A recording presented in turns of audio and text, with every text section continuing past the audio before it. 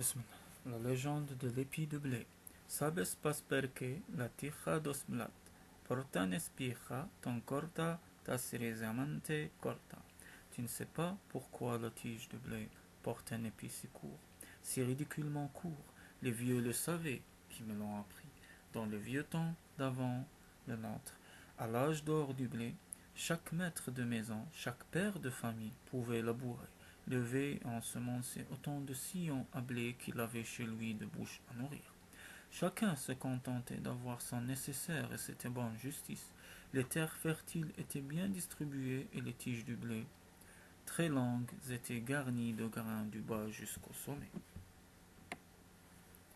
Nous en serions toujours là si un jour d'automne un homme qui se croyait plus malin que les autres n'avait pas pour augmenter sa récolte désobéi aux sages coutumes du pays. Il ajouta un sillon à ceux auxquels il avait droit. L'ensemença et sans remords vit mûrir les épis sous le soleil de Dieu.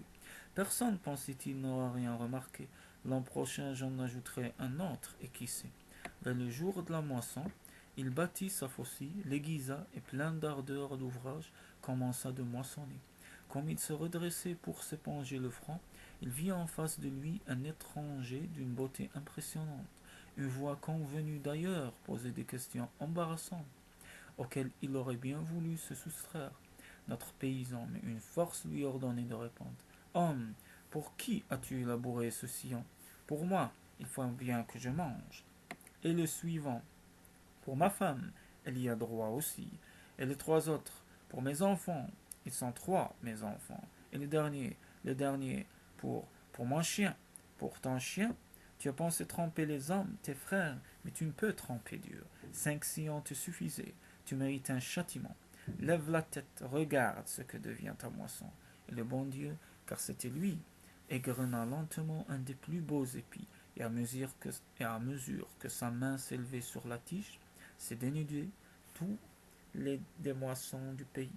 Le paysan poussa un cri de désespoir, et comme répondant à l'angoisse de l'homme, la Vierge Mère apparut à la droite de son fils.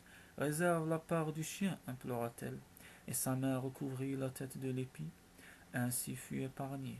Le coupable était tombé à genoux, disant pardon, merci, mais lorsqu'il se releva, les apparitions avaient disparu. Les blés, dont tout le pays ne portait que des épis de la taille de celui qu'avait protégé la main de la mère de Dieu. Et il en sera ainsi jusqu'à la fin des temps, sur cette terre de misère, tout ça à cause d'un gourmand. Et sur quoi vivons-nous, nous les hommes, depuis ce malheureux jour?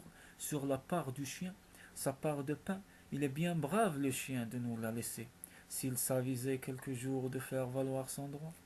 Ne lui dis pas trop fort ce conte, de dire trop forte que compte.